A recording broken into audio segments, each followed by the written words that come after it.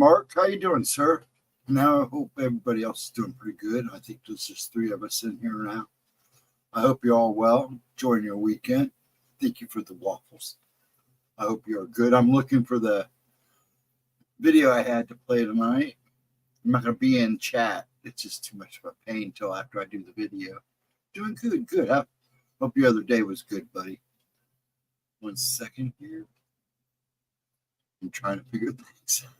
Nah, I'm actually just trying to find a video. I had it and I switched because every time I try to do a video and stay in chat, it just doesn't work. So I'm just going to bypass it tonight. Oh, here we go. Right there. And Mr. Hey, Chris, how you doing, sir? I'll be doing better. Mr. Behold, Thunder, Lightning Crash, and all that crap. So I hope you guys are good. Oh, don't do that.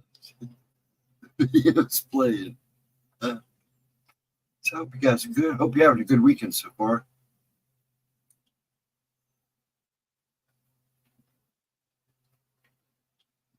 Did you go to the theater to go see Phantom Menace?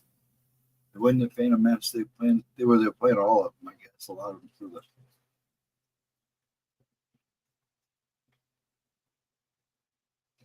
Oh, the new flavor of Dr. Pepper. I can't find it anywhere. And says, which one is it? You wouldn't believe what we get up here. Like we were getting the Red Bull that she liked before, like all over the place before she could get even close to her. Coconut? Ooh, I don't think coconut. I think I'll pass on that one.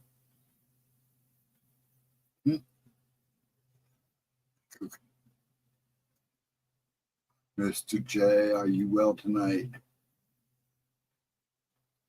You didn't strike nobody with lightning while I wasn't watching. The cricket is still alive, if anybody wonders. Yeah, I'm just checking everything out. I think I got it. I hope everybody's good, though. Not much has been going on. I've been trying to get. Finally got a part today I ordered and was able to fix one thing. I want more to go. Actually, a couple more things, but easy stuff.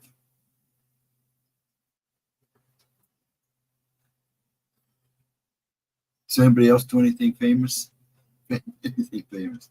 Anything exciting? Or coconut. Ooh, some of the flavors they come out with now for stuff is just insane. Nothing heavy. Nothing heavy. I didn't hear the kids scream or adults wander around cussing, so you must have did good this time coming in. Now we're just chilling.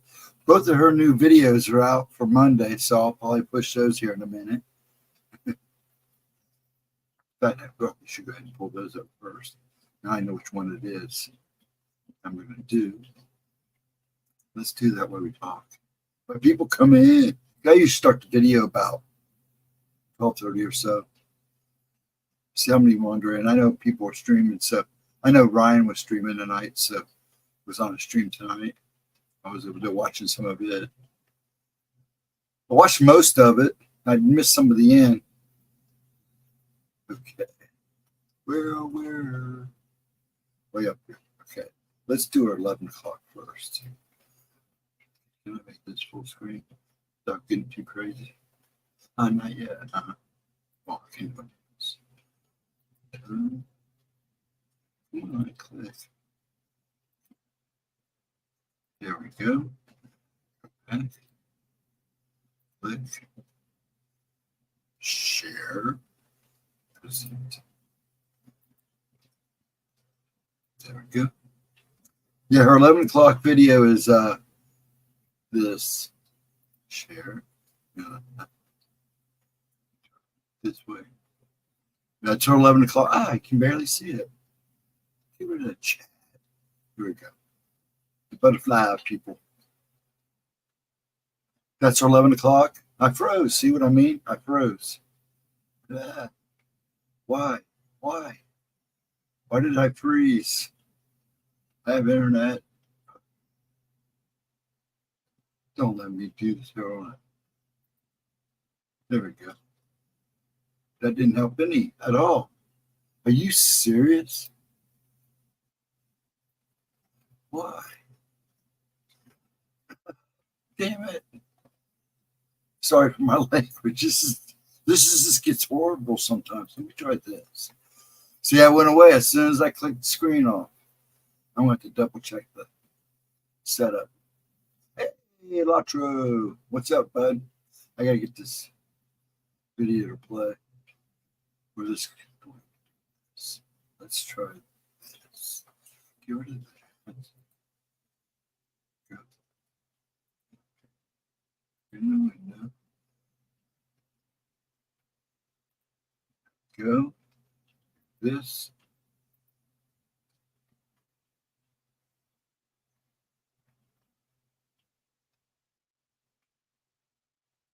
The lower kit. Oh, nice.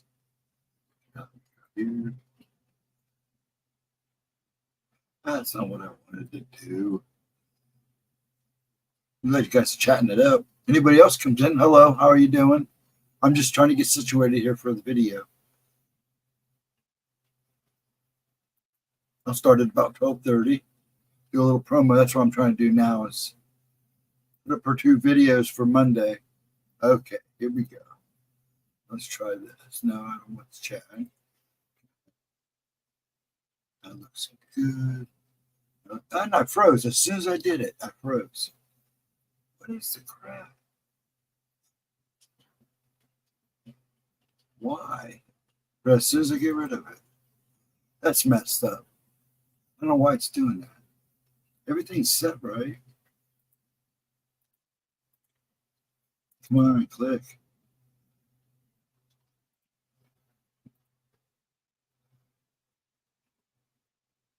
That looks good. Oh, no. Let's try this again. I want to put our videos up. So this is crazy. I've never had this. I mean, I've had problems, but not like just to put a picture up. Okay, shall we try this again? Looks like we're doing good so far. Get this. Okay. This. There we go. I'm kind of jerky, but oh well. There we go. Now I'm going to freeze again. Oh, crap. Build it. Funny. I get. Oh, wow. See, I am freezing. I'll be a son. Well, this is our video for Monday. The butterfly people. And then this is our video for the noon. This should be a good one. I have my theories on this. But anyways, these are the 2 videos. I don't know why I'm having so much trouble. I hope you guys can at least hear me. I gotta get rid of this. This is killing me. Okay, I'm going to do this now. Because my white screen's just too bright. That's why I have it up in the first place. There we go. Kind of brings the shade down a little bit. So what's up, folks? Hope I can play the video. Oh my gosh, this is going to be a nightmare. Well, at least if I freeze during the video,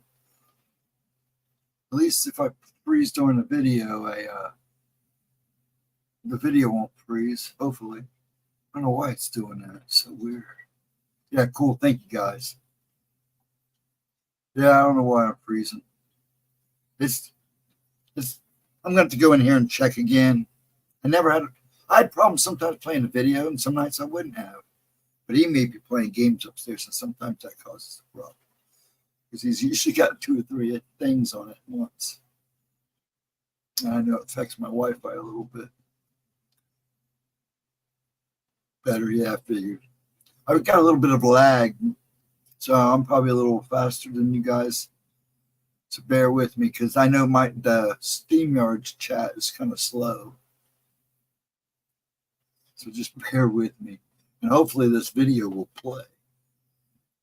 If I freeze doing it, at least you guys will be able to hear the video. I usually turn off my mic so you can watch it anyway. So let me get over, at least get the video ready.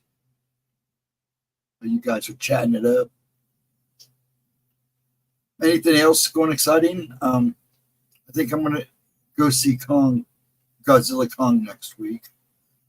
I'm ready. Hopefully I have the theater to myself.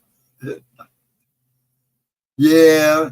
Sometimes I know that's the problem, but see, I don't know if it's YouTube or just my connection. Sometimes if he's got a bunch of stuff upstairs, I have a little problem at night because he's like playing Call of Duty and he's got to stream in a movie at the same time. So yeah. Usually it's really good. And now during the day, I don't have no problems. Friday nights, I don't have any problems. I'm usually in YouTube chatting it up, or at least calling names. Okay, let me find this video.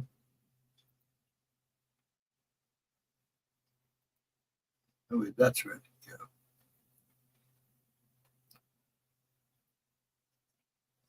go. Sit on your ammo. Yeah, sit on your ammo. No doubt about that. Yeah, and if it can get more, get more. Sit on it, stash it, hide it, do everything.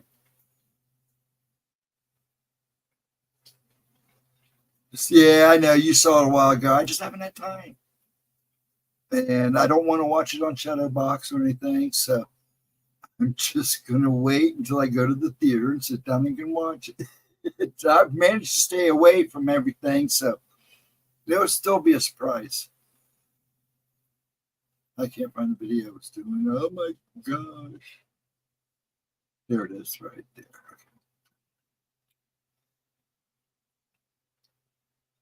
Lifetime closed within a reach. So far, so good, Ghosty. When I start the video, I'll probably freeze, but it's all right. I'm not a big deal during the video. It's all about her for this. Anyway, so I'm all good with that. The video will stop, I'll turn it off, and I'll be able to chat again. So it's not a big deal. Yeah, I'm ready to see it. Like I said, I've been too busy, and believe me, I've been wanting to see it in the theater. So it'll be nice because there'll probably be hardly anybody in there. I'll go in like an afternoon, unless he wants to go with me. If that's the case, we'll have to go in the evening. I think he watched it on Shadowbox. And I started Fallout. It's okay. I'll finish it and give him my critique after I'm done.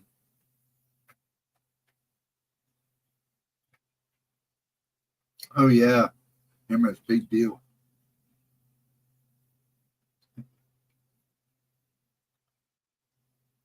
Yeah, I want to go give me another one. I got plenty of knives. And stabbies, I should say. Dad's got one. A boom boom. I gotta watch what I say. So yeah, Dad's got a boom boom. Nice one too. We just got him a new one. He's also got a pistol. It's pretty nice. It's pretty old too. Your Fallout download failed. Oh, bummers, man. Upload, yeah. That sucks. You might as well just watch it.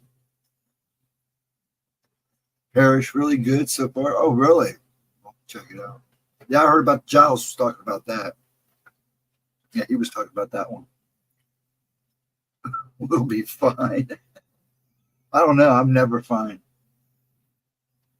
I've seen some clips. It looks great. Yeah, Mark, I just haven't gone seen it. It's been out for a while. And I usually go sooner, but there's so much going on. I'm just trying to maintain right now, but finally things calming down. I can get maybe sneak in a little fun time before it picks back up again. I'm not even going to try to say that name because last time I tried to say it to Giles, he laughed so hard I thought he was going to fall over. So that's what he said. So I'll check it out. He told me to too. I mean, he gives me a list. I mean, he literally comes down here and hands me a list. You got to check out this and this. I'm like, dude, you know, I'm lucky to sit down and play games for 5 minutes, maybe an hour. I'm running around in between times. But I do want to see a bunch. There's a lot I got to see. I'm all excited. May 10th, I will go see that right away. Kingdom of the Kingdom of Planet of the Apes. I will go see that. Probably the following week. He just signed with Marvel to play Doctor Doom. Oh, really? Did he? Interesting. As long as Marvel can keep maintaining. It depends what happens to Disney. But yeah, it should be good. He'll be good as Doom too. No doubt.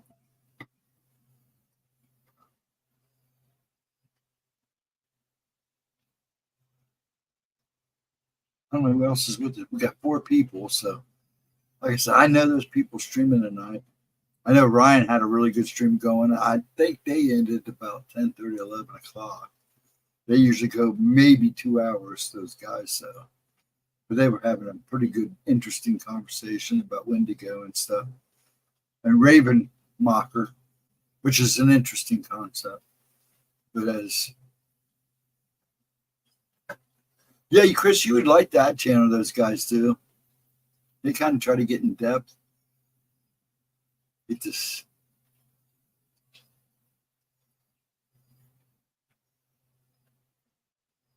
Whose channel was he on? Hold on 1 second. Let me do this. See if I can do this. Oh,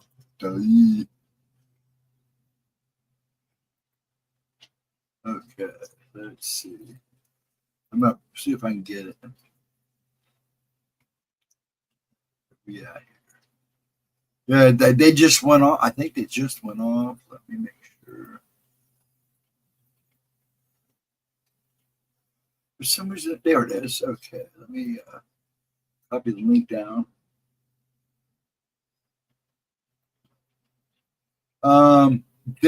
DAX Mecca is the channel. Hold on, I'll give you the link here. Okay. Here's the link. This is not Gemma. It's the best way I can do it. There's the link. There it goes.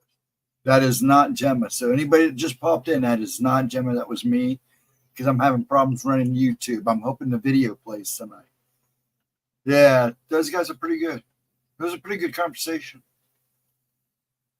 Yeah, Roberts. Yeah. Is that his name? Yeah, Robert. I'm still getting to know him.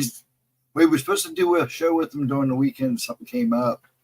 So, but it was pretty good. I would listen to most of it. I was in and out, but I had it on. I missed like the last maybe half hour of it. So,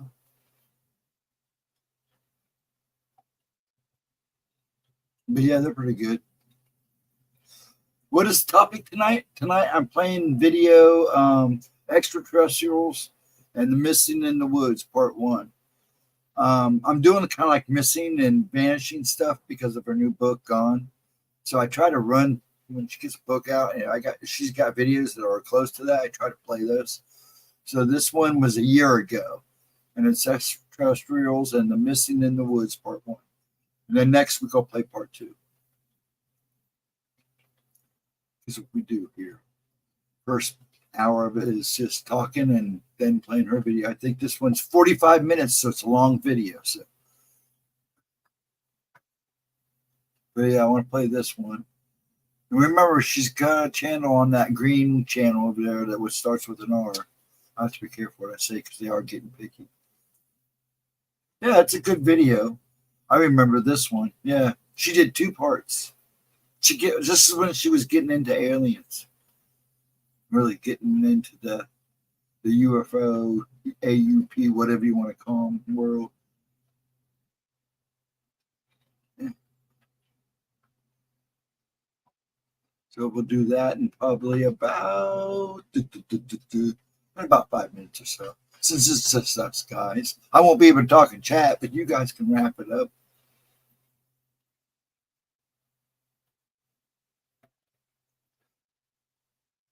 I've got 9 YouTube tabs open. I used to do that, and I'm going to have to hook. Well, I had it hooked up for a while. Then I unhooked it. Now I'm going to have to hook the other screen up. That way it'll be easier. And I could do stuff like that, which will be nice. I think a lot of it, too, is I got a good screen here, but it's just I got to tweak something in there or something to give me a little more boost. I think a lot of it's just connection crap. There's a Bigfoot connection there. Yeah. I think she does a video about that too. I'm hoping I can find it. I believe she did. So I'm going to do that probably too. I think a lot of things go on in the woods that we don't want to know. This guy didn't do a very good job cutting my hair, but I'll live with it. Well, hello, Miss Cindy Lee.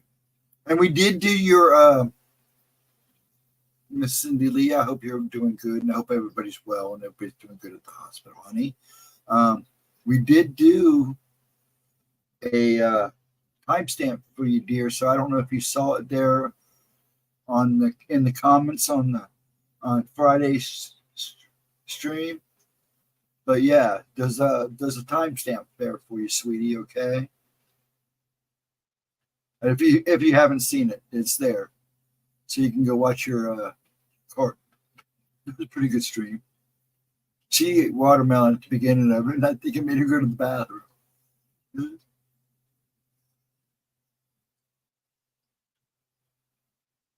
But yeah, I'll start that here in a couple minutes. Sorry. Yes, I've seen that, and thank you. Oh, you're welcome. Yes. Cool breeze, dear. Thank you. Just want to make sure you saw it.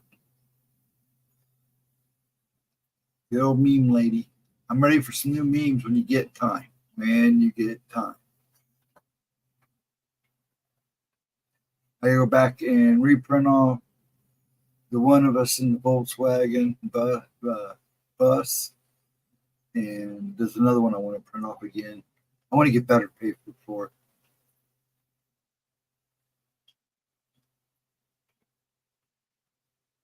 And then frame along with those. I don't know if I have any more room. I'll move my bedroom around. Again, I like change every so often. But yeah, let's see my guys chilling out here. There's 4 of us, so I might as well go ahead and start this. Why not? It's a long video. Well, of course, at the end, I'll probably stop before she starts talking about things that don't go on really too much anymore. So here we go. And she still does this stuff. I don't think that's what she knows. It's different. Okay, here we go. Your cave? Yeah, my cave.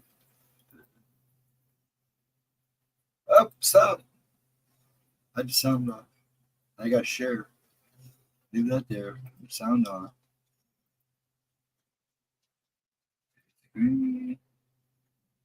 Hope this works.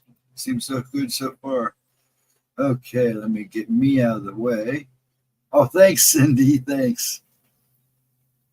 Yeah, I had to get a cut. My daughter was mad at me. My oldest was mad at me. She said, don't get a cut. I'm like, honey, when it gets long like that, I can't stand it in my face. Not the hippie I once was. Here we go. There we go. Here we go, folks. Just let me know if you can hear it. Welcome back to my channel, and if you're new here, just welcome. My name is Gemma Jade, but today we are going to be discussing the connection between abductions and the missing in the woods. This is something I've been working on for a really long time. It's going to be a multiple-parter. I will say it feels so good to be back in front of the camera and back in discussion with you guys after the 2-week hiatus I took for some family stuff and just a little chill time for myself. But I am back in full force. I missed you guys so much. And with that being said, let's jump right in. When the average person in the United States or Canada thinks about a dangerous place to go and somewhere they would want to probably stay away from, I doubt the national parks and other beautiful woodlands of the world, which showcase the gorgeous scenery and landscapes of Mother Nature herself, would be something that would come to mind. It's a fact, though, that this should be the scariest place of all for any of us. The problem is the quote unquote average American and Canadian don't know the full scope of what's really going on out there in areas where they go on their family camping trips or hiking with their church groups, on a picnic with someone they love, or even for a walk around to pick some delicious berries. The possibilities of what we can do when out in Mother Nature are seemingly endless, and I'm here to discuss with you why the dangers of these very places are too. Before we get into the rest of today's video, though, I just want to talk quickly about the sponsor for this video. It'll only take a minute or two, so never don't go anywhere. for. Nail Reserve Los Angeles is sponsoring this video, and they were kind enough to send me the base coat and the top coat. It's a vegan, cruel-free gel lamp nail polish. It's very quick drying. I got like a really cheap lamp to try this stuff out. I put one coat of the base, one coat of the color, and one coat of the top, 90 seconds each. It doesn't chip.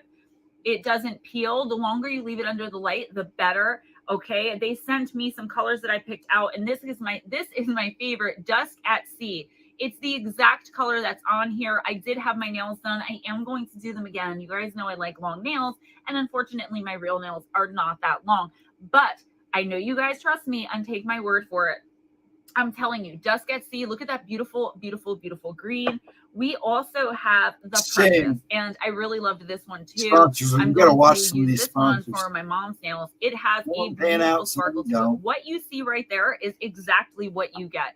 So when you look at the color on top, cherry soda, you know that is the color you're going to get. I use this on my toes. This is what's we got some earlier. We've been getting it off and on. I feel bad because every time I try to paint my nails, they're like so teeny tiny from putting the acrylics on. But you guys know what I'm talking about. Aqualicious. Look at that beautiful blue. It actually has a little purple in there. I have tried every single color. I have tried just the top coat to make my nails look perfectly and beautifully manicured. I am going to do a video, like an ad that I can just pop in, but I haven't had the time and I really wanted to get back to filming. So thank you, Nail Reserve Los Angeles, for sponsoring this video. Guys, you're going to get a 50% discount when you buy 2 or more. In the description box, you will find a link. Just click that link, go to Nail Reserve Los Angeles, and type in the code GEMMAJ, capital GEMMAJ, for 50% off 2 or more polishes. Guys, I'm telling you, it is so worth it. My pedicure is probably lasting almost 2 months now with no chipping. All right. So take my word for it. I promise I'll have an ad where I show you exactly how it works. But you guys know UV gel nail polish, right? You ladies out there, some of you men. And if you men aren't interested in that, maybe think of it as a gift for your lady. It is pedicure season. Okay. Thank you, Nail Reserve Los Angeles, for being my first ever sponsor. And I hope I'm making you all proud. Back to the video. While there are many different reasons that our national parks and the woodlands of the world are dangerous places, I want to speak to you today specifically about the people who go missing in them. Those who are never seen or heard from again, those who are found deceased under highly unusual circumstances, those who return with no memory of what happened to them, and even those who return with their memory intact, only to tell of a highly strange or extremely terrifying ordeal from which they'll most likely never recover. Many of us in this community have heard of this missing phenomenon before, and I'm sure most of us have our own theories or opinions as to what could be causing these strange disappearances. I believe that everyone, even if we all have a completely different opinion as to what's going on out there, would be right in some capacity or another. I believe there are many things responsible and that each case is different. However, I am of the opinion that extraterrestrials are mainly the ones we can look to for answers as to exactly what is going on out there all over the world, over and over again, to the human race as a whole. This is a humanity issue, guys, not a science thing. It's not an individual thing. It's not a familial thing. It's a human thing. This phenomenon knows no race, social standing, gender, sex, or anything else. It happens seemingly randomly to people of all ages, shapes, religions, and sizes. There are several parameters we have been made aware of that happen almost every time, either before, during, or after one of these abductions. And I'm going to show you how abduction by extraterrestrials can explain every single one of those parameters. I want to be very clear, though, that not only do the national parks not keep a record of its missing, but they seem to be going so far as to hide this information from the public. Why? Tourism cannot be the only reason for their complete denial and lack of transparency. I mean, can it? Hopefully, that's a question we may someday be able to answer. But I assure you, as of right now, we aren't even close to obtaining answers. Our lives are at stake here, and it leaves many of us scratching our heads.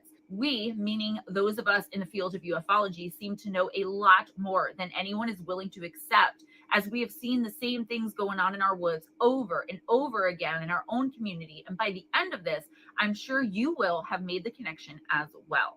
The average ages of the victims range from 20 months old to 12 years old, and now 70 to 85 years old.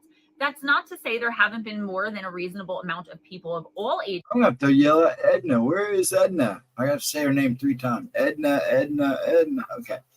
No, Cindy, that is comfortable sleeping weather. Yeah, it's been raining here and off and on. And I think it's still like 66 degrees here. So I went to my younger brother's. Oh,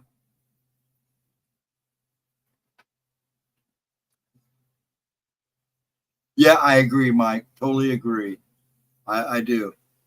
But I like the wigs too. It allows her to be, have fun, and you know how women are. They don't. There's so many people missing in the national parks that they have one now, but it's not detailed. It's not accurate at all. Oh, now we're gonna have problems.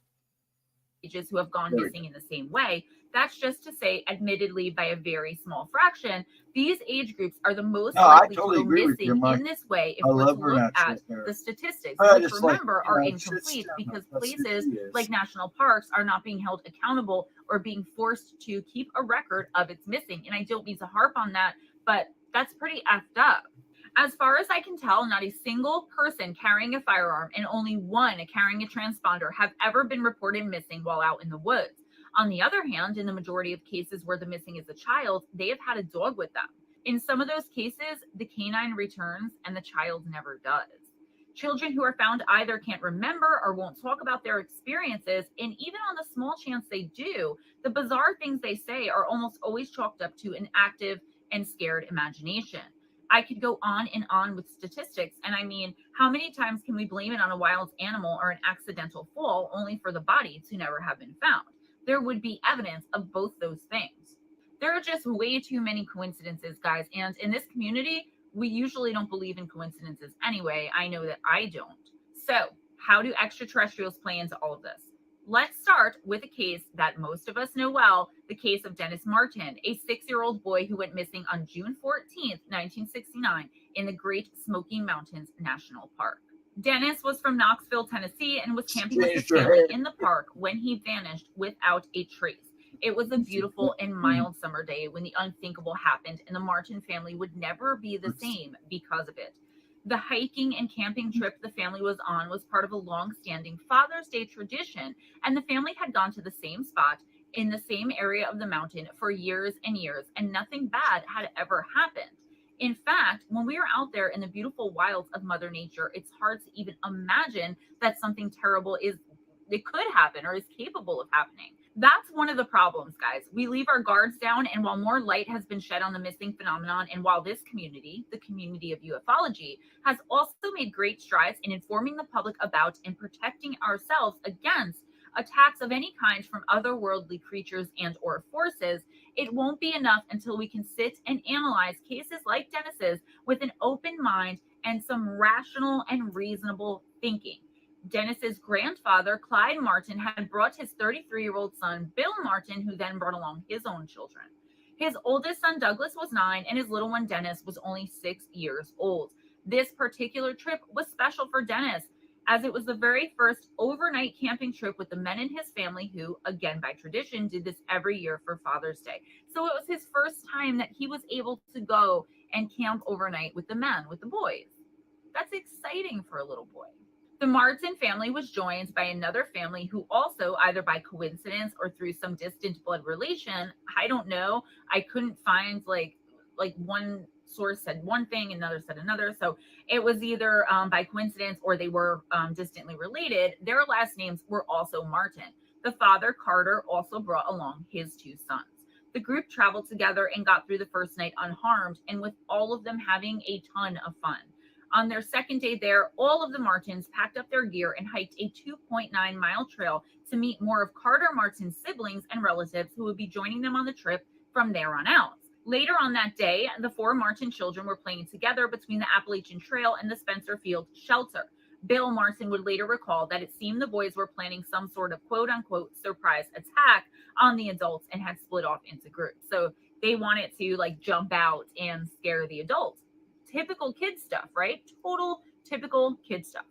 Douglas Martin and Carter Martin's 2 sons headed south of the shelter while little Dennis, not very conspicuous in his bright red shirt, but trying his best to hide like the other boys nonetheless, headed up the hill toward the Appalachian Trail in the opposite direction of the other boys.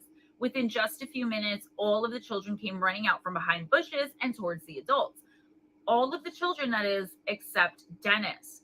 According to Clyde Martin's sister, Irma, little Dennis had never been on the entire trip more than 30 feet away from the adults, and yet he vanished into thin air.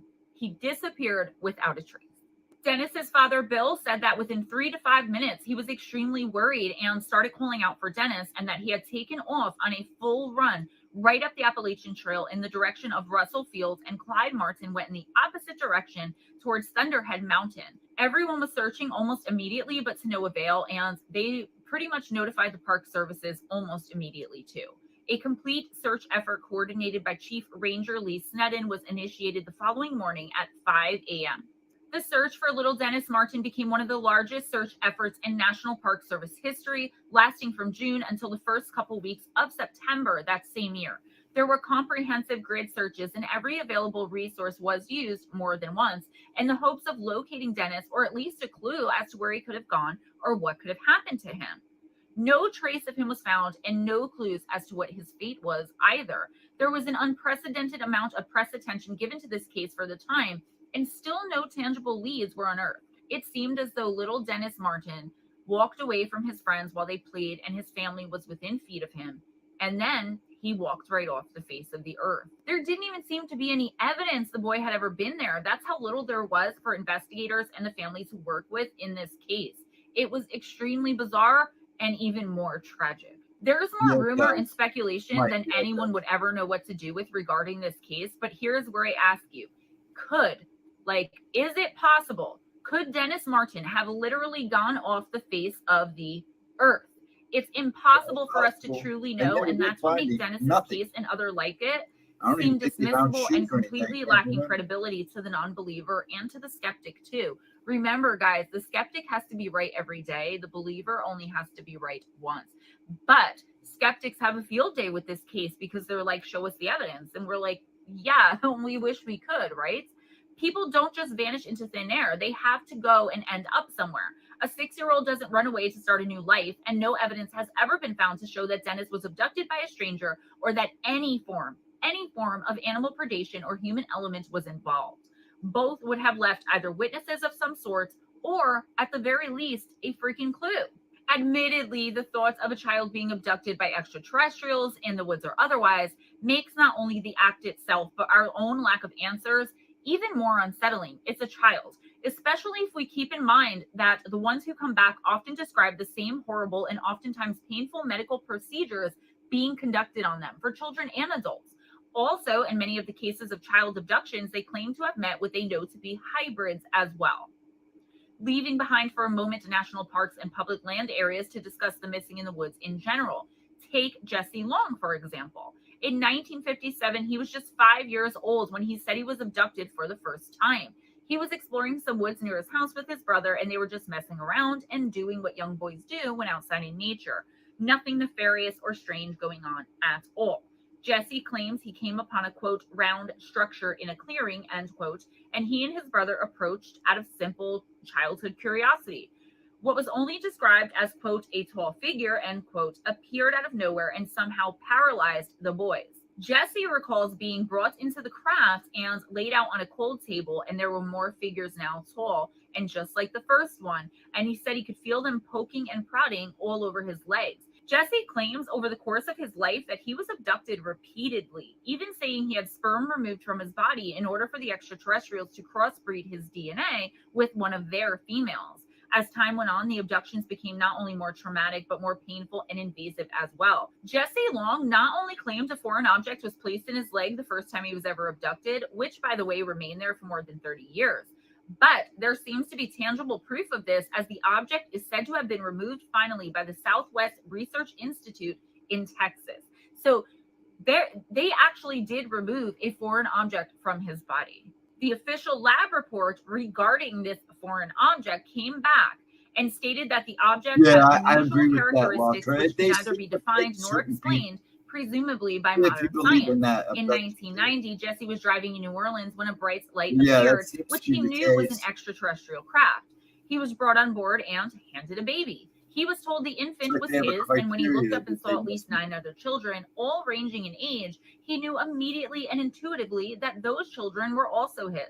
So what is all this? This all started with a young boy simply playing and horsing around in some woods with his brother. Of course, there's much more to Jesse's story, but I just want to show that the basics here are always the same. Whether hunting or camping or whatever you're doing out there in the woods or playing near or in your own backyard, there's nowhere to run or hide once you're chosen. Were Jesse and Dennis chosen, or did they happen to be in the wrong place at the wrong time? That's the million-dollar question. There is absolutely no doubt there's a sort of pattern to these vanishings and possible abductions. People are going missing literally in the blink of an eye. More often than not, as in most of the children, and as we have already seen in the case of Dennis Martin, the parent or adult in the situation will literally blink, and the child's gone. It happens with adults too, but it's much more common in the case of children. Common with the kids. There are also the patterns of inclement weather drastically hindering any search efforts for any of the missing. It's almost as though who or whatever is abducting them needs a bit more time or something like that. Going forward, I'll be speaking of these cases as if it is a fact that these are extraterrestrial abductions because, well, in the opinion of many, including myself, that's exactly what they are. Berry pickers go missing a lot too, and while many theorize the Fae are wholly responsible for this type of disappearance, I have to agree. Yes, I do feel that the Fae have a lot to do with it. It could also be, though, that the extraterrestrials looking for a certain type of victim could be luring the people to these berry bushes and then making their move. Many people who have been abducted while out picking berries have said they felt as though they were being compelled to go to a certain bush and to pick certain berries. Many of them also report suddenly feeling sick and unable to stand up straight due to dizziness and extreme nausea. Many of the abductions happen in, near, or around boulder fields as well, and it's also quite common for people who have gone missing to turn up deceased to be found in these fields. Coincidence? No such thing in this field and community, I reiterate. There is a connection between extraterrestrials and each and every one of the parameters and the missing phenomenon.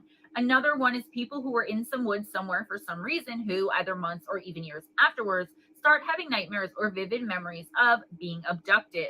Though it doesn't seem to them like a real memory because they have no recollection of it actually ever happening to them. The ETs use mind control all the time as it suits their needs. So why is it so far-fetched to believe that in these particular cases that they don't have the power to suppress or even erase the victim's memory? And don't even get me started because there's a whole other series of videos on shield memories. Let's move on and take a look at what has come to be known as the Allagash abductions. In August of 1976, 4 artists were on a camping trip together near Allagash, Maine. Everything was normal again until it wasn't, and the 4 of them each spotted the same orb hovering above some nearby trees. The men's names were Jim and Jack Weiner, Charles Foltz, and Charles Rack. Jim was the first to notice this orb on the second night of the trip, as it hovered for about 30 seconds and then vanished completely. It was easy at that point for the men to have just brushed it off as some form of unexplained anomaly at that point. That's what many people actually think happens to a lot of the missing, that they see, hear, smell, or otherwise notice something strange, but that they can't explain and are able to easily brush it off because of that. They convince themselves they're quote-unquote losing it from being out in the woods too long or lost, and then before they realize what's happening, it's too late. On the 4th night of the trip, August 20th, all 4 men were in a fishing boat when the bright orb appeared in the sky again, this time hovering above them. The men likened the brightness of the object to the sun itself. It was that freaking bright.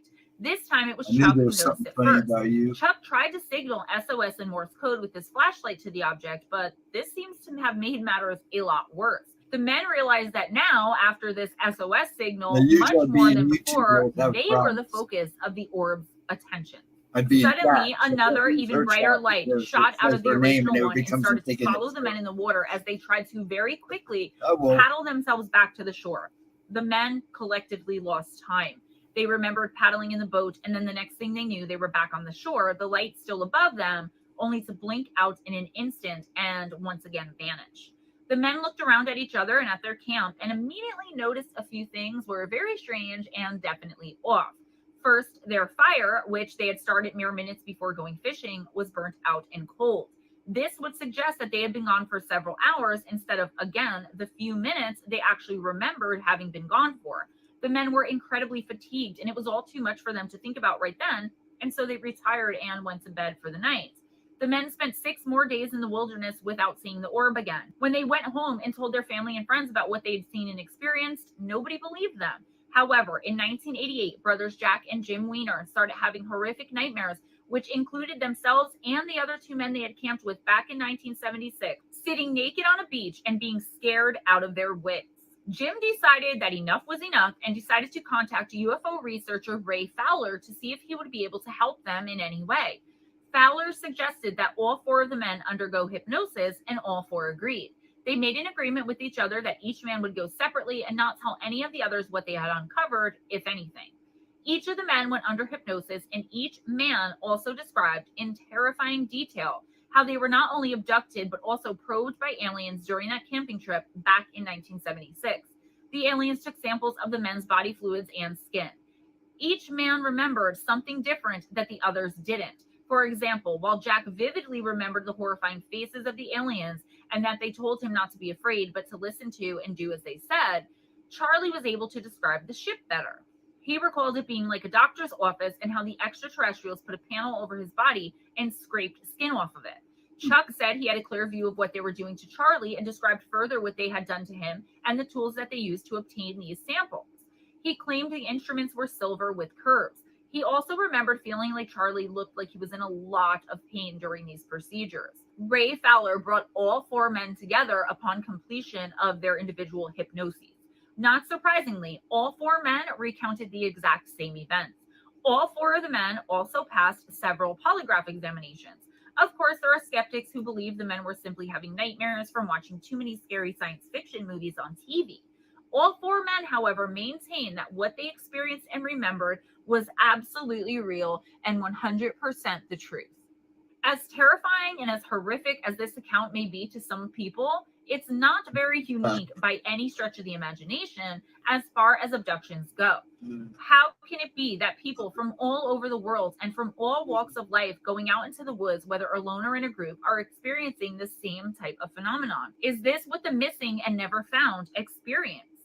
I sit and try to put every single parameter of every abduction I can think of and wonder how it would fit in with the missing of the world, especially those who have gone from the woods. And it always fits. Not because I make it fit or force it to fit, but simply because it does all on its own. These extraterrestrial beings seem to be able to erase memories, even if only for a time, but also they seem to be able to implant memories. I said shield memories before, and I knew I was wrong. I meant screen memories. Sorry, guys. This is 60,000 words. Her People grandfather who go missing was and are found may never remember that they were victims of great abduction uncle, by some alien race or something another, like that. and it But may they're take all others their related. entire All the lives to years figure are it out, related. put it all together. But then what? Most people who aren't involved in this community wouldn't know who or where to turn should they uncover these sorts of memories. Their mainstream media makes them out to be whack jobs, and they could risk damaging their professional and personal reputations, some even losing their jobs and or families. Are these some of the things that the extraterrestrials take into account when deciding who to abduct? Could it be that they choose people based on whether or not they would be willing or feel able to come forward at some later date and time? Could it all be random, a wrong place, wrong time type of scenario where some poor unlucky man or woman is out for a walk in Mother Nature when they come across something lying in wait for a lone traveler? Of course, as of right now, these are unanswerable questions and ones we may never know the answers to, but it's something we should think about nonetheless. They say once you get involved in this field, even if you aren't a believer or an experiencer, you will be before long. This too has been proven time and time again. Why? Could it simply be that word again, coincidence? Or could it be possible that the extraterrestrials somehow know who's looking into them and want to teach them some kind of lesson? The questions go on and will run your mind in circles if you allow it to. What is it that these beings want? There has to be an infinite number of extraterrestrial entities described across thousands of accounts worldwide. Even in the woods, there's no standard race of entities who are going around and abducting, experimenting, and possibly killing off human beings one by one or a small group at a time. What about that? What about groups who go into the woods but never come out? Groups of people who are found by search and rescue under extremely bizarre and definitely unexplainable circumstances. Let's explore a case or two and discuss how, if at all, it fits in with my hypothesis that extraterrestrials and their experimentations on us are a big part of what's going on with all these missing people in the woods. Perhaps the most famous or possibly infamous case in which a group of people went into the woods for some reason or another and died, not only tragically, but also under extremely strange circumstances, is, you guessed it, the Dyatlov Pass incident of 1959. There are some who say this mystery has been solved and that it has a rather mundane and ordinary explanation. There are those of us, though, who know better. In January of 1959, a 23-year-old named Igor Alexievich Dyatlov led a team of 8 experienced hikers on a journey to reach the peak of Otorten. I'm sorry about the mispronunciation of the names and places. Otorten is a mountain in the northern Urals of Soviet Russia. Most of the 8 travelers who accompanied Igor were from the Ural Polytechnic Institute and were in it mainly for the adventure of it all. Before he left, Igor told his sports team that he would send them a telegram as soon as they got back from their trek. The telegraph, however, was never sent, and not a single one of the 9 hikers who set out that day, including Igor, were ever seen alive again. As each body was found one by one in the coming weeks, the bizarre and gruesome injuries to the bodies of the deceased left the investigators not only baffled, but absolutely repulsed. What had happened to these 9 young people who were innocently out for some adventure in the Ural Mountains? Some of the bodies were missing their eyes, another missing his tongue. Still others were hit with a force which was likened to that of a speeding car, which made no sense by any stretch of the imagination, considering the fact that there were no motor vehicles on the snow-covered mountains at the time. No one can make any sense of it, and this is where I bring you my theory, and I am by no means alone, that these young people died as the result of possibly alien experimentation, which went somehow horribly awry. The Soviet government seemingly understood the implications and very quickly closed the case, stating the group died of hypothermia and were possible victims of an avalanche. These thin explanations weren't even likely and weren't going to satisfy the public for too long. The families of the victims especially wanted answers. There were too many lingering questions that hypothermia and a possible avalanche just didn't clear up. The Russian government did finally reopen the case in 2019, but there is still no reasonable explanation that has been given for what happened more than 60 years ago up in those snow-capped mountains.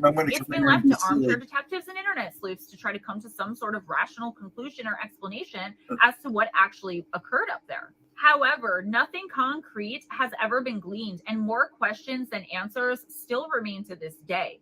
There were cameras and diaries discovered at the site of the hikers' camp. Investigators were able to conclude that on February 1st, 1959, the group began to make their way through the path leading to Otorten. The path was still unnamed at that time. The climate was hostile, to say the least, but the team pushed their way toward the base of the mountain. As they did this, they were hit with incredible snowstorms that ripped through this very narrow pass. Due to the decrease in visibility, the team lost their sense of direction, and instead of moving towards Otorten, they accidentally deviated and went west. They eventually found themselves at the slope of another nearby mountain. Unsurprisingly, this mountain has a rather ominous name, as most places where the missing end up becoming so have words like devil, death, Satan, hell, and so on in them. This mountain was called Kholat Syakhl, which translates to Dead Mountain. For unknown reasons, before they even attempted to ascend Otorten, Dyatlov decided they would camp there at the base of Dead Mountain and perhaps get their bearings by the time morning came upon them again. A search was launched 19 days later when no one had seen or heard from the hikers. The volunteer rescue force that trekked through the pass found their campsite rather quickly, but the hikers themselves seemed to be nowhere in the immediate area. This is when the military and police investigative teams were sent in to try and uncover what had become of this team. There wasn't much hope for them to be found alive, but still in all, the investigators wanted to at least find their bodies and see how they had met their demise. The route they had chosen was remarkably difficult, even for how experienced all 9 hikers were said to be. Add to that the inclement weather and low visibility, and it was almost certain disaster and death had befallen them. Accidents were a real danger, even under the best of conditions. The investigators went into this believing that some random accident had befallen the team due to the treacherous and rugged, not to mention snow-filled terrain. It should have been an open and shut case in their minds. The fact that they eventually found the bodies wasn't what surprised them, though. The state of the bodies, as I previously mentioned, was the terrifying and most confusing part of the entire effort. It was always meant to be a recovery mission. Nobody could have ever foresaw in their wildest dreams what was to come next when the bodies were examined. The bodies were discovered scattered about the base of Dead Mountain 6 days after the initial search was launched on February 26th. A mystery that still persists to this day would be unearthed. All of it leading, in the opinion of so many, to experimentation and possible abduction This video is like a year old, Ryan. The condition of the campsite was the first red flag to the investigators. The tent had been cut open from the inside and it was nearly completely destroyed. Almost all of the team's belongings, including several pairs of their shoes, were left behind in the campsite. Whatever had taken place here, the hikers had seemingly left in a major hurry. Investigators next came across 8 or 9 sets of footprints, which were later determined to have belonged to the team. Most of these footprints were made by a foot that was wearing neither shoes nor socks. These tracks led almost a mile away from the camp and to the entrance of some nearby woods. Barefoot, guys, a mile in the snow and inclement weather, this crazy situation, and for some reason, this person walked almost an entire mile barefoot. Under a small cedar tree right there at the edge of those woods, evidence of a small fire and the first 2 bodies were found. You have a good one, Mike. Have a good day tomorrow, sir. Yuri Krivonishenko. Have a good Sunday. And 21-year-old Yuri Doroshenko. Go enjoy. On the night of their deaths, the temperatures were -13 to Have a wonderful -22 degrees one, dude. Fahrenheit. Despite this, however, their bodies were found not only shoeless, but the men were also wearing nothing but their underwear. The next 3 bodies were found, seemingly having tried making it back towards their camp from the cedar tree at the edge of the woods, where the 2 Yuris were found. These bodies were those of Igor Zyatlov, 23, and Rustin Slobodin, and 22-year-old Zenata Kolmogorova. Despite the obviously strange circumstances, the investigators, upon their initial discovery of the bodies, were still thinking this was a clear-cut case of hypothermia. It initially made sense, as none of the bodies showed any indication of the severe external damage beyond what had been inflicted by the cold. Upon further inspection, though, it was pretty clear that there was more to all of this than the initial assessment. However, it was still unknown, though, what exactly had befallen this poor group of young people. There was no explanation as to why Yuri Doroshenko's complexion was described as, quote, brownish purple, end quote, their names are insane, or why he had gray liquid coming from his mouth and gray foam coming from his right cheek. The hands of the 2 Yuris found under the cedars also seemed to be scraped away, and the branches in the trees above them were torn down. It looked as though the 2 men were making a desperate attempt at escaping someone or something by seeking shelter inside and up the tree. Meanwhile, Rustin Slobodin had injuries which were consistent with someone falling and hitting their head over and over and over again, and Miss Kolmogorova had a bruise in the shape of a baton on her side. These 2, along with the others who had been found so far, were all almost completely unclothed, and the clothes they were wearing were not their own. This supports the idea that they were caught off guard and ill-prepared for whatever it was that they were facing. They obviously had had inadequate time to get their things together and even to get themselves dressed in order to flee. We are talking about very experienced hikers here, not some young kids out for a good time who didn't know what they were doing or even what to expect. It was very apparent, even before the final 4 bodies were discovered, that something unexpected has happened, and very suddenly, which drove the team into a complete panic and chaos as they went about trying desperately to escape who or whatever it was with their lives. It wasn't until several months later that the final 4 bodies were found and that the mystery deepened a hell of a lot more. The discovery of those 4 final bodies was what makes this case even more terrifying than it already is. The 4 remaining hikers were found in a ravine, which was 75 meters deeper into the woods than the cedar, where the other 2 were found, buried under the snow and in a place known as the Dyatlov Pass Den. These bodies told an even more confusing and even more gruesome story than the first 5 who were found. Nikolai Thibodeau Brignoles, who was only 23 years old, suffered significant skull damage in the moments before his death. The youngest member of the group, Lyudmila Dubinia, was only 20, and the eldest member, Semyon Zolotaryov, 38, were the ones who had severe chest fractures caused by the aforementioned immense force, which was comparable to that of a car crash. In what many believe was perhaps the most gruesome part of this entire tragedy, Miss Dubinina was missing her eyes, tongue, and parts of her lips, as well as facial tissue and a piece of her skull. Not. The body of 24-year-old Alexander Kolevatov was found in the same location as Miss Dubinini, but without any of her very especially severe as fast as she talks. The second group of bodies showed that the hikers all must have died at relatively different times, as it seems as though they were making use of the articles of clothing of the hikers who had died before them. Miss Dubinina's foot was wrapped in a piece of Mr. Kirivanashenko's wool pants, and Zolotaryov was found in Dubinina's faux fur coat and hat, suggesting he had taken them from her after she had died, just as she had taken clothes from Kirivashenko earlier. Most mysterious of all could be the fact that Dubinina and Kolevatov's clothing showed evidence of being radioactive. Sorry, I am butchering the name. It would. But it's evidence like this that makes this case not only so baffling, but also so fascinating to the people in this field and to those not involved in ufology at all. The Soviet government didn't want anyone asking questions and therefore insinuated that it was due to the team's own ineptitude and inexperience that they met this strange and tragic demise. What was it that could account for these experienced hikers, though young, to flee in the middle of the night with the weather like it was, in too much of a hurry to put on shoes or take their own clothing?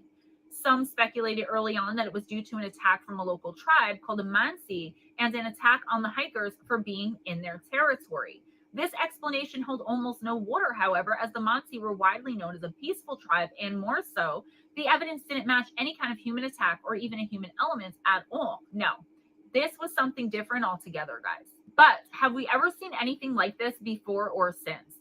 I'll get to that. To round up this encounter, the government came to the conclusion that an avalanche had caused all of this. A swift and violent avalanche. The sound of snow collapsing, an early warning of the deluge to come, would have frightened the hikers out of their tents in a state of undress and sent them sprinting for the tree line. An avalanche would also have been powerful enough to inflict the injuries that killed the second group of hikers. But why cut themselves out of the tent? As hard as they tried to keep coming up with reasonable explanations, or ones they thought at least would silence the public and the families of the victims, the physical evidence just did not support any of these claims, especially not an avalanche. No matter how many ways they tried to make it fit, it just didn't, and the public knew this. Locals familiar with the terrain even came forward later to state that a natural disaster simply wouldn't have been able to inflict such violent and vile injuries on the victims. There was also the fact that when investigators found the bodies, they noted no evidence that an avalanche had occurred at any time recently in that region.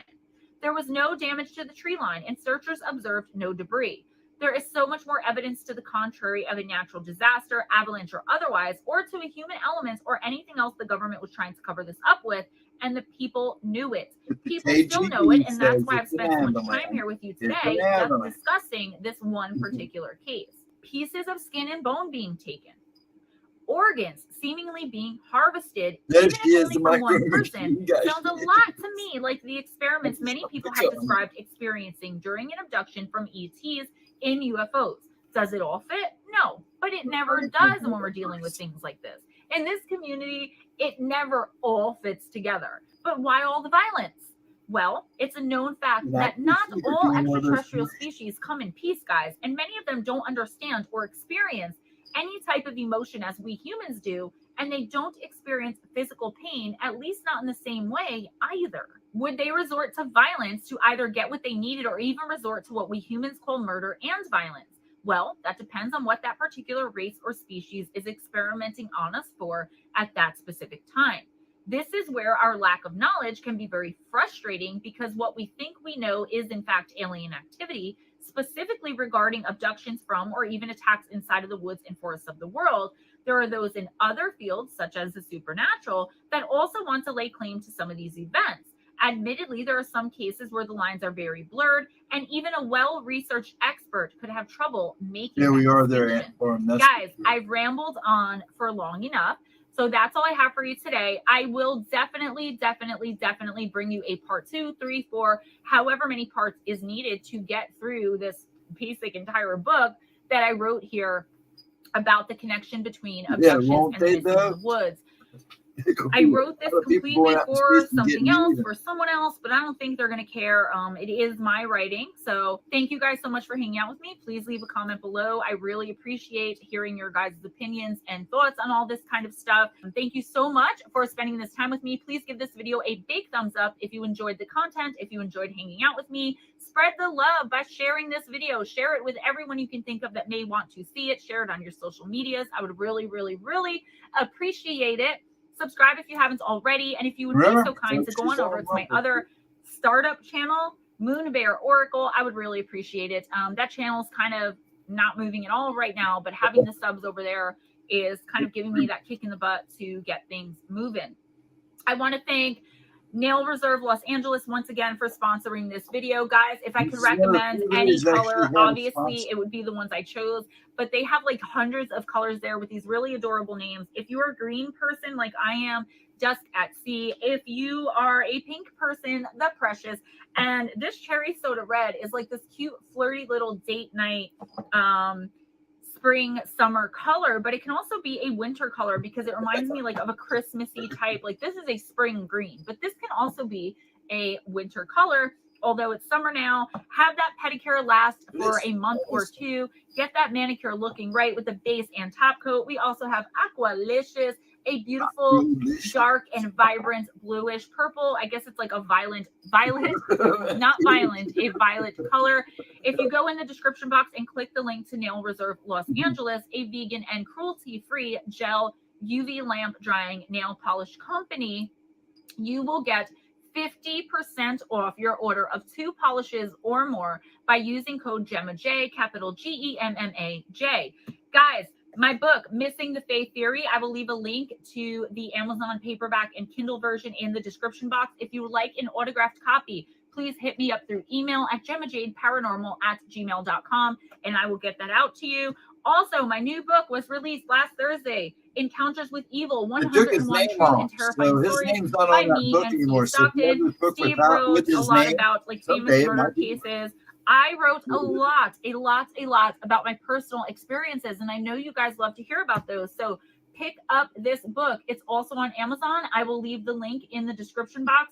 Again, if you want an autographed signed copy from yours truly, email me at GemmaJadeParanormal@gmail.com. If you have any encounters with the supernatural, paranormal, extraterrestrial, otherworldly, whatever it is that's crazy or insane or scary or terrifying, please email them to me for my listener encounter series. And also, they may end up in a book like this one of these days at GemmaJadeParanormal@gmail.com. As far as Oracle goes, if you would like a personal intuitive Oracle reading from me, I do them remotely. You can hit me up at moonbearoracle@gmail.com for more information, or a 1-hour face-to-face session through either StreamYard, Zoom, Skype, Duo, whatever.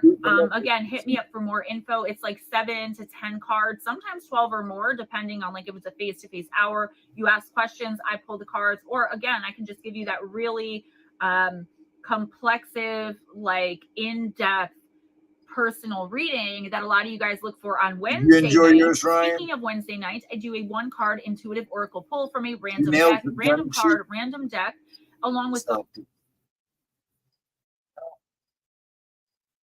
me do this. Let's see if I can get a chat. Yeah, I sure did. Yeah, she can nail it. She was a little worried about mine. I think that's why she gave a reading to me Friday night. Yeah, she does. She kills it. As Jules would say, balls it every time. What is it? Balls to the wall every time. However she says it. Yeah, she freaks me out sometimes. And she's freaked out. I was fairly convinced that she had spy games. And yeah, sometimes you wonder. Yeah, sometimes you do. You kind of have to wonder about it sometimes. I had my arrow on one of her videos, and it was her throwing her hands up. Yeah, she can nail it. I think sometimes though she's getting to we've gotten so close over the years. She does have issues when she gets close with somebody, but man, she's done pretty good so far with me, so I feel pretty good. Yeah, she gave me an extra. She made me take a card Friday. Well, she didn't make me, but she told me she was going to pull a card for me Friday night. My reading was interesting, but mine always are. I guess I'm just a wild dude. Yeah, that cricket, man. I know. He's crazy back there. He's like this big. I think the toads can't eat him because they're just little fire bellies. And he's really big. And it's funny because I swear the other night I could hear one. It sounded like he was being chased. But he's been going nonstop since I put him in the tank, so he must be happy.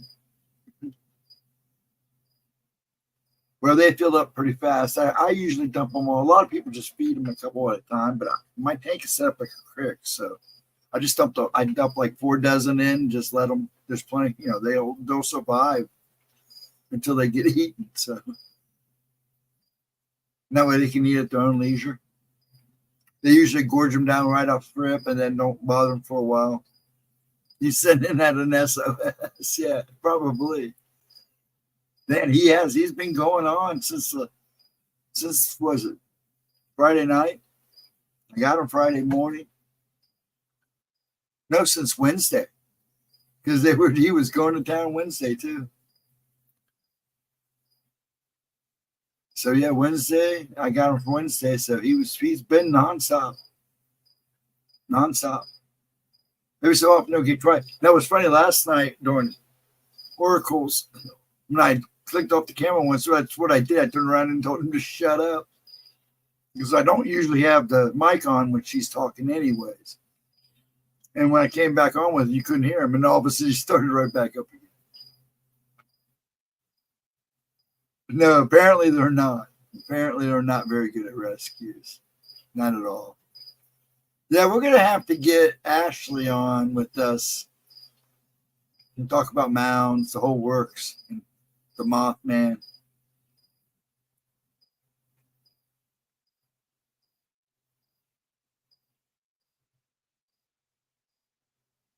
I hope everybody else is enjoying their night.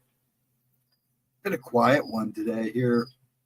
I guess I've been working, played a little bit with little man, gamed with him.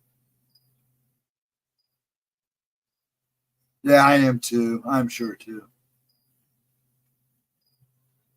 For you, I think you do it for you. For you. But yeah, I'd love to have her on. I think Gemma would enjoy her too.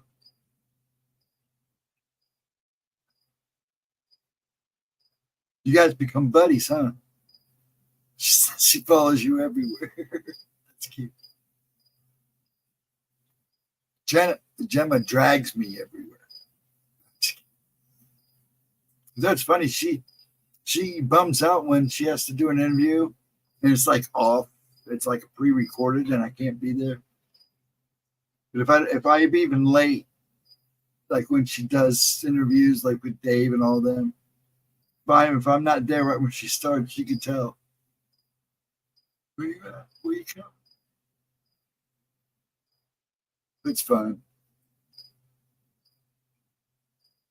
She's supposed to be my girlfriend, but she denies it. That's funny. She denies it. Well, let me put it this way. Would you want to hang around with a guy who thinks he's a Wendigo that eats Cheetos in the dark? No, I'm going to play that up for a while. It'll get old and I'll shut up. I just thought it was funny. I'll tell you what, though. I know you had a name for yourself. I absolutely would. I love the fact you do so many interviews. Those guys are interesting dudes, you guys. You did Robert and the other guy. They're interesting. I see that you don't see everything their way. I take it. He sounds like my kind of people. Oh, wait. Take her out for a date, Tombstone. You're killing me. Tombstone. That'd be a good place. Tombstone. And you know what you do? You take her to Tombstone, and you take a couple Tombstone pizzas with you. I'm more the scientific guy. I don't just buy into all the stories without researching. See, I totally agree with you, dude. Totally. I think a lot of people kind of buy into the stories and don't stop to look at the story. Do a little homework, do a little thing. That's like a lot of these, once again, going back to like the top fives and stuff. Like a lot of these trail cam videos are now coming out. Well, it's just not trail cams, it's everything. But it's like these two guys do like hour-long videos of nothing but trail cams. And some of it's old stuff, some of it's new stuff. I'm getting tired of seeing the same stuff over and over again. But come on, research the story.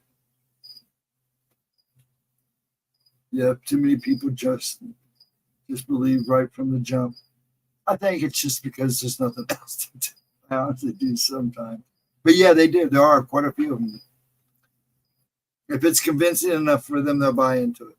And it's sad. You really do need to stop and look and listen.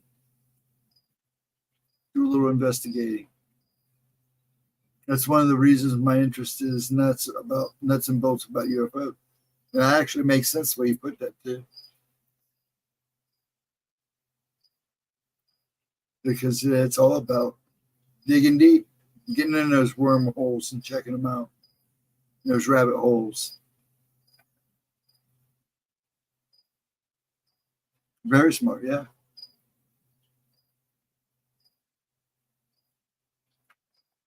That's the way it is.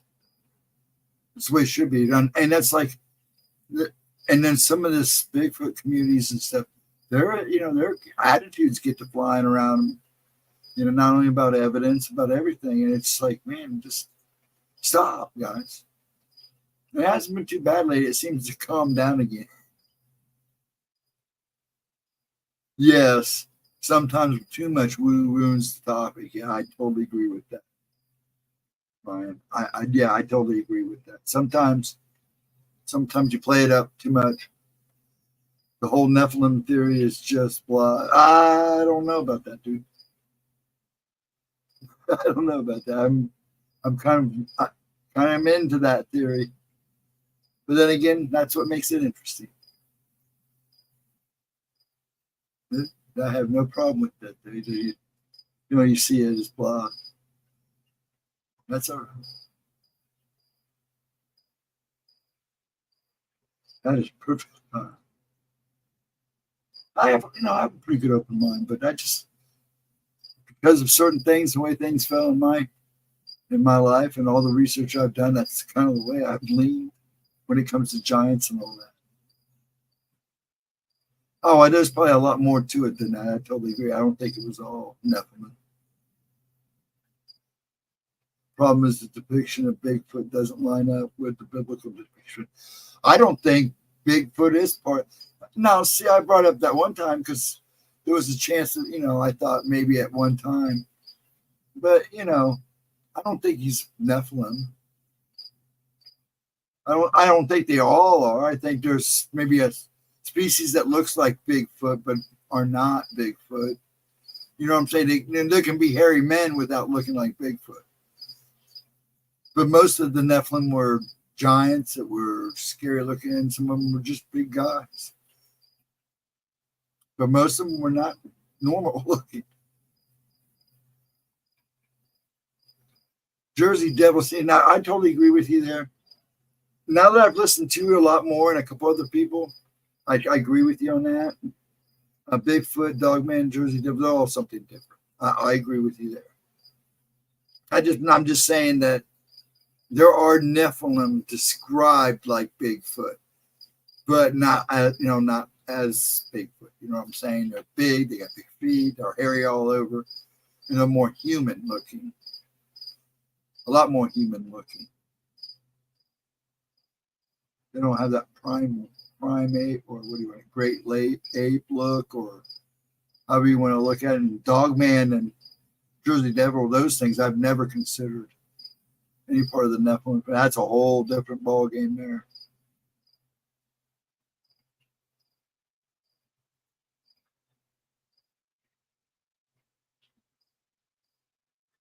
Now, there's a lot more to it than that. You know, it's just not. Some people just play this Nephilim. See, my theory on the Nephilim is probably, there's a few of us that think the same way, but it's more of the giants and stuff like that. You know, because you can go back in other lingo like Dogman and Bigfoot and all that. These have also existed for a long time too, I believe. I mean, but they're, how can I put it? There are things that were on this earth at the time of Adam and Eve that we'll never totally comprehend when it comes to maybe not human looking like Adam and Eve, but I better shut. And everybody think I'm a goofball. I think I'll back out of this conversation quietly until there's a good place to discuss it. Yep, men of renown, 6 figures, 6 toes, red hair, square teeth. Yes. But there were some of them different too. At the time of the Watchers. But see, I think they were giants, but not like, they were more like giant creatures, but had human tendencies to human stuff. I want to explain it, and I believe they were giants before the Nephilim. And I'm talking like the giants you see in like with 2 heads that look more like gnomes and trolls. And see, I think they're all connected. Most tribes have separate words for big giants and Bigfoot. Yes, I do know that. Yeah, I know that. I get that. Because didn't most of the natives deal with the redhead giants, the cannibals? That's basically what they were. And in Nephilim stories, the giants did become cannibals. They started eating the people. And then they started eating each other.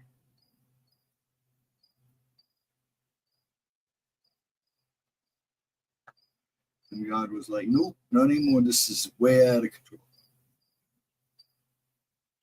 Yes, I know they were big here in some areas. They're definitely in Iraq and the Middle East. The stories of redhead giants in Ireland and Scotland and the British Isles, whatever you want to call them. Also along the Scandinavian, Russia, even in China. Giant or Candor, yes. The ones they say they fought. And from what I understand and from what I've researched and some of the diggings I found in the dark web, me and another guy ran across a bunch of documents that sounded like it was legit. And it did sound legit. And if you notice, you don't hear from those guys that, some of the guys that started talking about this, you don't hear about them anymore. You'd think they'd be still running a circuit somewhere. They got quiet real fast. Now, my question is, do you think the government actually have at least a deceased Bigfoot or a live one in captivity somewhere? A lot of people believe that's what they're doing. A lot of people think that's when all these fires keep starting, like there's ones up in Canada that all started at the same time. That's what they were doing. They were trying to flush them out. Wonder if they were exiled too. They were all over, dude. I've heard, and not just, well, you have redhead, which is most popular because, the big redhead giants. Um, but I mean, there's other types of giants that, like in India, and in fact, they're having a large sighting of giants again. China's had sightings. I think the government knows of them. Not sure if they would have tried to control them, but I do need to remember they covered up existence of owls in an area. Yeah. So, you never know what they have. I mean, have you ever gone and listened to all the park ranger stories? There's a guy that tells park ranger stories. Some of these people that finally talk after they retire or finally have to talk to somebody about it. Some of the stories that come out from the park rangers, some of those stories, you got to have to wonder about, are they really a story or is this legit? And some of these stories I've heard sound pretty legit. And some of them talk about, the army coming in and all of a sudden things get real quiet again. So maybe they come in, take them, or try to, and they get away. Who knows?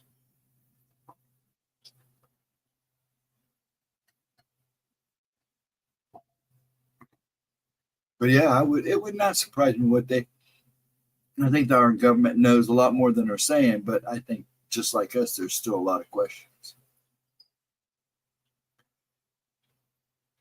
I could see them dispatching. Oh yeah, sure.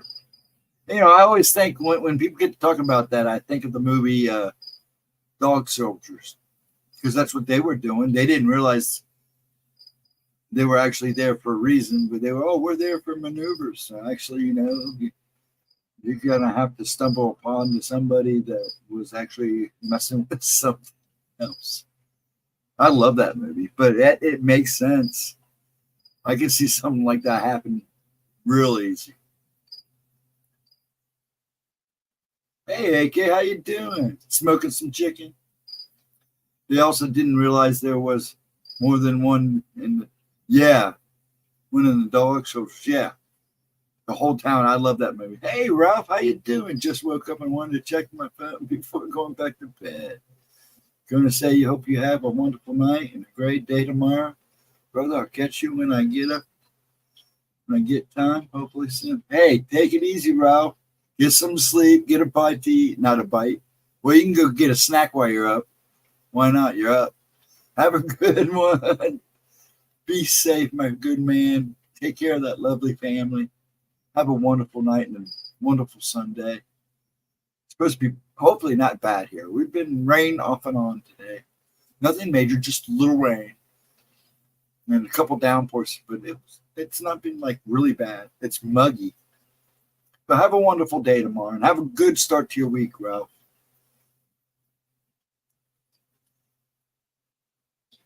I'm still mad that the bad guy's name is what that movie was Ryan. Yeah, Ryan. Of course, his name's Ryan. Ryan's a good bad guy name. Hey, at least your name gets used. Usually the Steve plays, either you see a Steve in a movie, he's really nerdy or some goof. I guess it's true.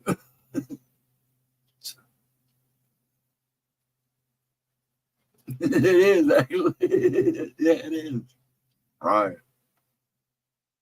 Be careful that Ryan guy's a bad guy. Thinks it's a Wendigo that eats Cheetos.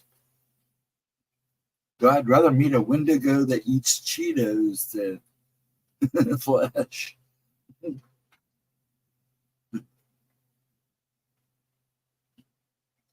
So, you have any good topics for Tuesday?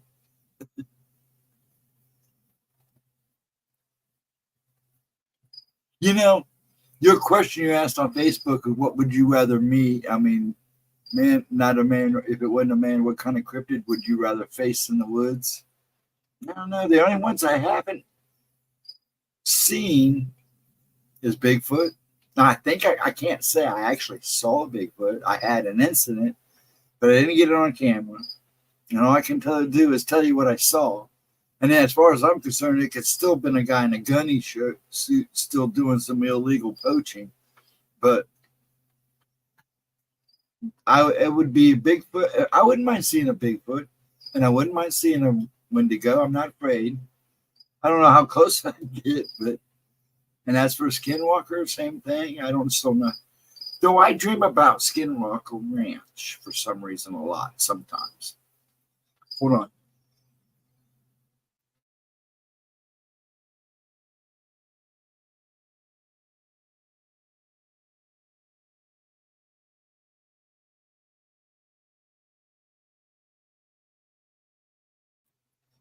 I was going to text Gemma about that lizard man, goat man. Yeah, there's, I don't think, I don't, now I know she's done stuff on like lizard reptilians. I don't know. She may have done something on goat man. I have to go look. I'm pretty sure she did. I just dumped a bunch of her stuff on Rumble. Well, wasn't his name John Rambo? Man, you're right about it. Rambo name was actually Steve.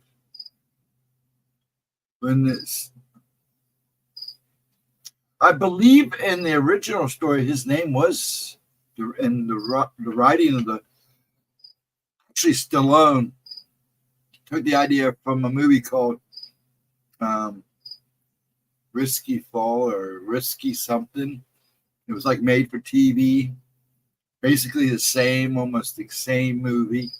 It was that came out about 3 years before his Rambo movie. But I think when he wrote it, it was supposed to be Steve Rambo. And then they changed it to John Rambo.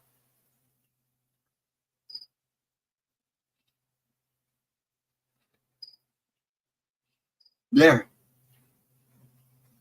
He doesn't talk a lot. He talks more about the Stallone, the Rocky movies. Though I think he's going to do one more Rambo, or did he do it where it was going to be done? I think he's doing one more of those. Finish it off, tie it all up, and get it over with. They kind of took Rocky away from him. That kind of upset him. But I don't blame him. He made a lot of movies.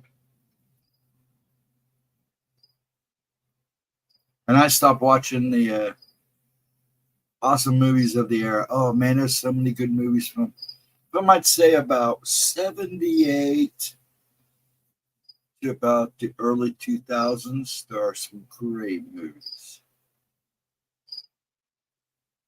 Yeah, they ruined the Rocky series. That's because they took it away from him. Have you ever heard him? You should go, if you can find it. I think there's a video where he talks about how they played him on that movie and basically took it away from him. Rocky away from him. And they kind of took over everything. And that's why he stopped making them and let them do what they wanted. And it pissed him off. Lost a lot of money. But, he's got money anyway, so. I guess he's moving to Florida, or Stone moved to Florida. He couldn't take Hollywood anymore.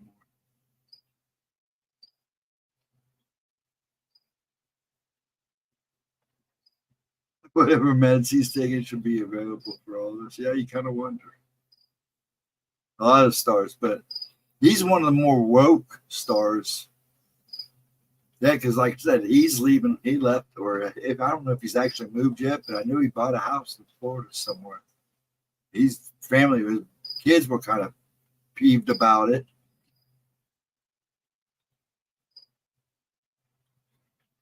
But man, he couldn't do Hollywood anymore. Schwarzenegger would tell you it's vodka. A lot of it, probably. Arnold's no saint either.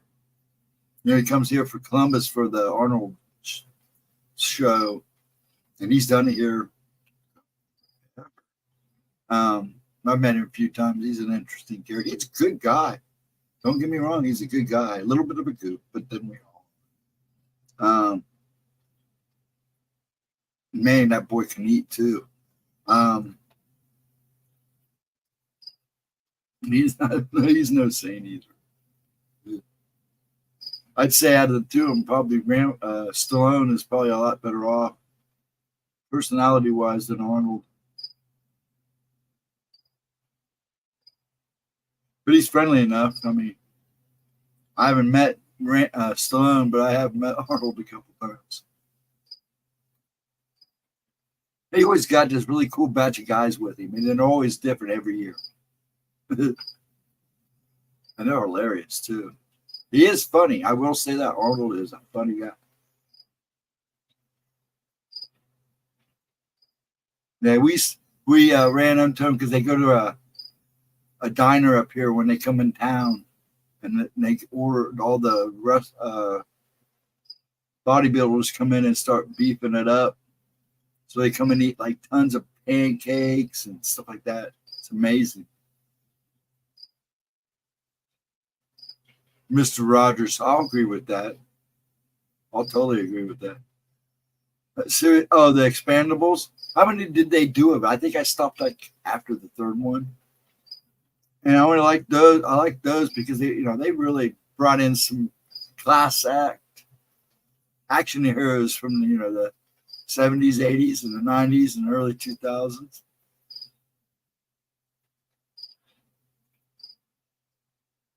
And Jet Li, I don't think he really does much anymore.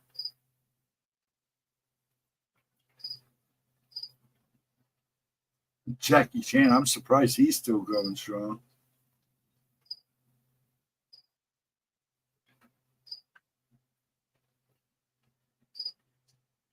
But yeah, that's what those were. We're just kind of bringing back the 80s, and I'd say that would probably be the height of the true action hero was the 70s and the 80s and early 90s. Maybe for goodness of Dolph Lundgren. Yeah, Dolph.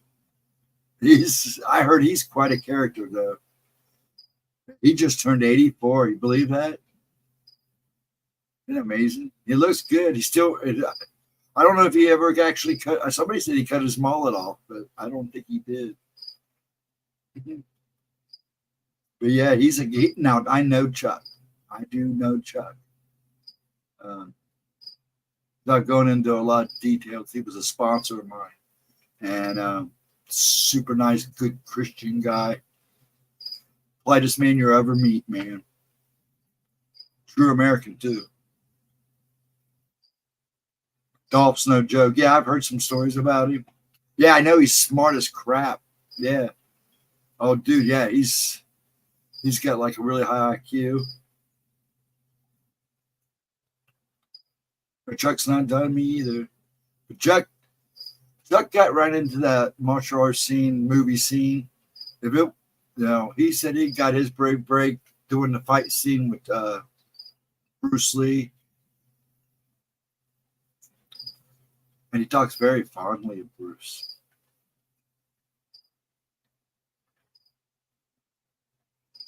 That's one person I would have liked to meet. I've been lucky to meet people. I've been real lucky. Though sometimes I've had to be lucky enough to put myself in the right place at the right time. That's how I got to meet Ronnie James Dio. And I'll tell you what, that man remembers your name. It was amazing. That guy could remember your name. Yeah, I would have liked to meet Brandon too. I heard he was quite a gentleman, a really interesting guy to talk to. Yeah, I like Jason too. There's a lot of I don't have like any real favorites, other than maybe when it comes to martial arts, Bruce Lee and Jet Li. I also like Rain. That guy's pretty amazing. And from the Philippines, I'm trying to think of his name. I'll have to think of it. But yeah, I like. Now, say what made me like Jason was the movie Transporter. I liked that movie, but see, I liked him in Smoking Barrel, Lock, Stock, and Smoking Barrel. That's when I was introduced to him. But Brandon Lee, and I heard this new Crow movie is something not to be desired, so we'll have to wait and see, which will kind of upset me. But then again, They are. So I also heard that they're releasing the Crow movies with Brandon for movie theater release for the anniversary. So that should be cool. Yeah, I figured it would be. You've had a busy day today. Busy night. I need to look up recipes for baked ghost. Baked ghost. Good luck. We tend to evaporate on the grill, especially us dragons. We'll light the grill for you and then we evaporate off of it. We kind of burn to dust. Rodney Dangerfield. I love those movies. Even Ladybugs is not a bad movie. Take it easy, bro. Streamer, bro. Take care, man. Have a wonderful one. Steamer. I'm a steamer. Have a good one, Ryan. See you on the flip side there, man. See you Tuesday for sure. I guess you'll be there, right? I'll bring the Cheetos. I should have Cheetos sitting here.